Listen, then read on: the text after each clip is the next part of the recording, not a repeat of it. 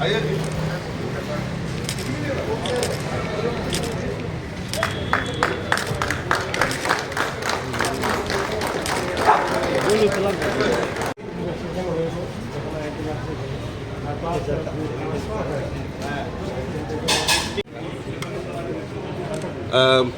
রাজ্যসভার সাংসদ হওয়ার পর আমার কাছে প্রথম একটা রিকুইজিশন যায় যে জিবি হসপিটালে যারা ইমার্জেন্সি ওয়ার্ড বা ইমার্জেন্সি থেকে ওয়ার্ডে বা সোনোগ্রাফি করানোর জন্য বা এক্স রে করানোর জন্য যারা পেশেন্টরা রয়েছে, তো তারা এই গাড়িগুলির মাধ্যমে তারা সেখানে গন্তব্যস্থলে পৌঁছতে পারবে।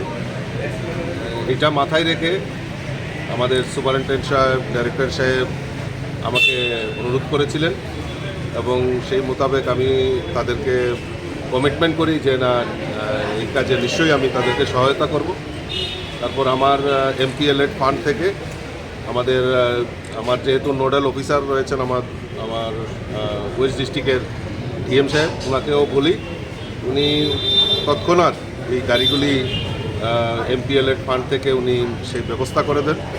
আমি ধন্যবাদ জানাই এরকম সুচিন্তিত যে চিন্তাধারা, এই চিন্তাধারার মধ্যে আমাদের মূল লক্ষ্য যেটা মানুষের জন্য সেবা। এবং ইতিমধ্যে আপনারা জানেন যে আমাদের আগরতলা জিবি হসপিটাল এবং মেডিকেল কলেজ চিকিৎসা ক্ষেত্রে একটা উল্লেখযোগ্য ভূমিকা পালন করছেন।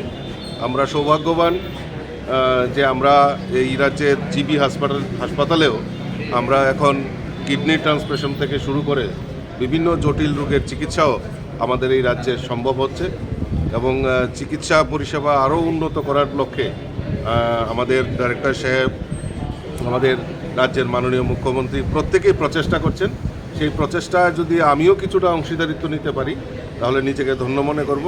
আজকে এই গাড়িগুলি প্রদানের মাধ্যমে কিছুটা হলেও মানে মানুষের যে রোগীদের যে সেবা সেটা কাজে লাগবে, সেটা আমি বিশ্বাস করি। কত টাকা ব্যয় করা হয়েছে?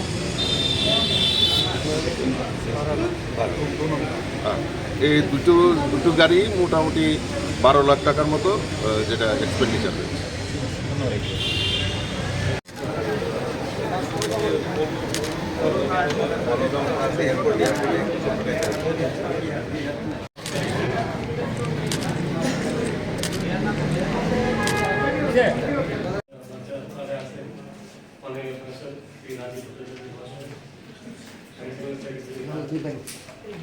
আমাদের কলেজ হসপিটালে স্বাগত জানাই। আমাদের মধ্যে